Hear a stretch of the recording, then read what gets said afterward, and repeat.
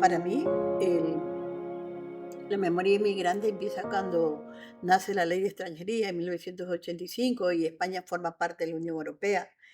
Y a partir de ahí, los primeros colectivos de inmigrantes que fueron arrasados por esta ley fueron precisamente los colectivos de personas de Marruecos, ¿no? Sobre todo las mujeres, que siempre están invisibilizadas y por la cuestión del velo sufren todavía más estereotipos. En 1991 fueron ellas autoorganizadas que lucharon contra el gobierno de Felipe González para reclamar el derecho a tener papeles. Porque la gente cree que los inmigrantes no nos organizamos. Cuando yo vine aquí ya existían colectivos organizados de mujeres migrantes, de hombres migrantes o mixto, y entonces yo en el año 93 que empecé a buscar dónde ubicarme para hacer una militancia política,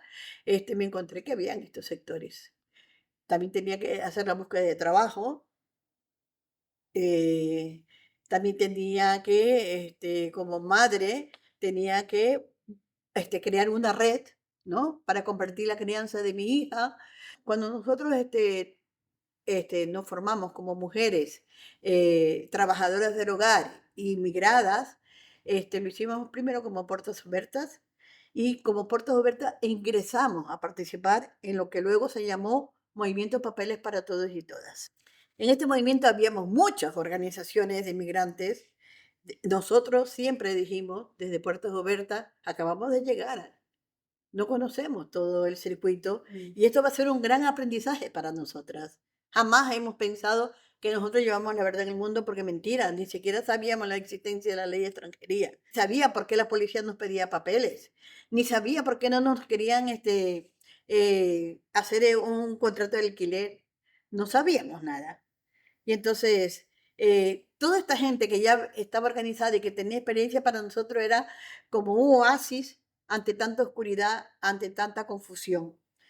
Y lo pasamos muy bien, estando en Papeles para Todos, porque empezamos a luchar y empezamos a darnos cuenta de que unidas, aunque con posiciones diversas, podíamos alcanzar logros. Era buscar entre todos qué es lo que nos estaba machacando el gobierno y cuáles eran las herramientas que íbamos a utilizar para poder sacarlo hacia afuera, poderlo visibilizar a la sociedad civil en Cataluña para decir, esta ley de extranjería nos está matando, esta ley de extranjería es racista, xenófoba, esta ley de extranjería nos está segregando, esta ley de extranjería solamente pide prioridad nacional.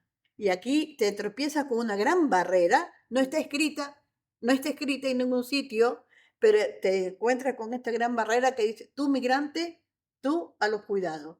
Tú migrante no eres nadie. Tú migrante aquí no se te respeta. Y estar en Papeles para Todos y Todas nos sirvió a nosotros para poder aprender a luchar juntos y juntas. La gente de acá ni sabía también que existía la ley de extranjería. O sea, esto era una relación Estado y personal migrante. Estado y personal migrante y no pasaba de ahí. Tuvimos que estar mucho tiempo ahí, muchos meses organizándonos, porque decíamos, tenemos que salir a la calle para que la gente sepa que existimos, que hay una suma de colectivos que nos hemos reunido en un solo movimiento y tenemos que salir a la calle. En ese tiempo, la ley de extranjería decía que no nos podíamos reunir, que no nos podíamos manifestarnos, ¿ya? Nada de poder estar en la calle. Sin embargo, nosotros nos reuníamos en la FA, en la Federación de Cine de Barcelona, y allí hacíamos nuestros carteles, la formación y la organización y la planificación de todos los actos que íbamos a hacer en la calle para poder decir, existe una ley de extranjería, castiga la solidaridad de la gente de este país que tampoco se sabía.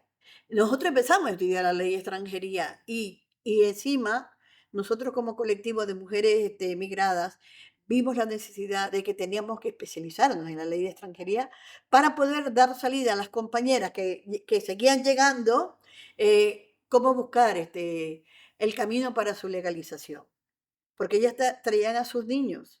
Y ahí descubrimos que existía la DEGAYA y que la Dirección General de la Niñez y la Juventud, que se supone que es para cuidar, para proteger a la familia, lo que hacía era quitarnos a nuestros hijos por no tener papeles. También descubrimos que no teníamos derecho al voto. Y entonces hicimos un montón de campañas para visibilizar todas estas situaciones de violencia. Y además, al estar sin papeles, la policía te persigue. Es increíble cómo en los 90 las redadas policiales eran terribles. Te lleva al CIE. Si le cae mal al policía o tú reclamas, te lleva al CIE. Y ahí estás en el CIE 60 días. En esa época de los 90 estábamos en la Verneda, ocultos de la sociedad civil, ocultos de los otros colectivos que ya existían, ocultos de todo el mundo. Entonces ahí se violaban los derechos humanos, pero de una forma este, aberrante, aberrante. Y después en el 98 hablamos con el párroco de la Verneda para hacer un encierro. Y él dijo que sí, que estaba bien. Nosotros escogimos un fin de semana, 3 días, viernes, sábado y domingo, para que la gente del barrio supiese que en su comisaría de barrio, en el sótano, estaban las personas inmigradas sin papeles encerradas por no tener papeles y que no tenían derecho a visitas. Que nos castiga de esa forma encerrándonos y expulsándonos, ¿ya? Y no importa que tú te mueras en ese proceso. Hay muchos compañeros que se han muerto no solamente en el CIE de Barcelona, se han muerto en el CIE de otras comunidades autónomas. Nosotros en el 98 visibilizamos y hacíamos muchas campañas, muchísimas campañas, para decir que existían los compañeros y compañeras encerradas allá. Nosotros no queremos CIES, no queremos ley de extranjería, nosotros queremos que nos traten como las personas que viven en este país, porque ya hay muchas leyes que rigen en este país. Entonces, ¿para qué una ley de extranjería más? ¿Para qué una normativa más para las trabajadoras del hogar?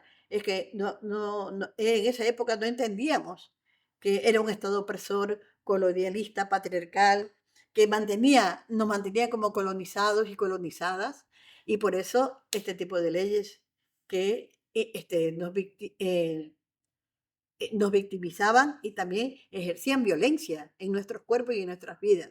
En el 2000, nosotras vamos a Plaza Cataluña, porque los movimientos sociales dicen que hay un grupo de compañeros africanos que están allá y están viviendo en la plaza a la intemperie, y que el ayuntamiento del Partido Socialista no hacía nada. Ya estábamos con los CIES y ahora nos tocaba atender a compañeros en persona, vivo y en directo.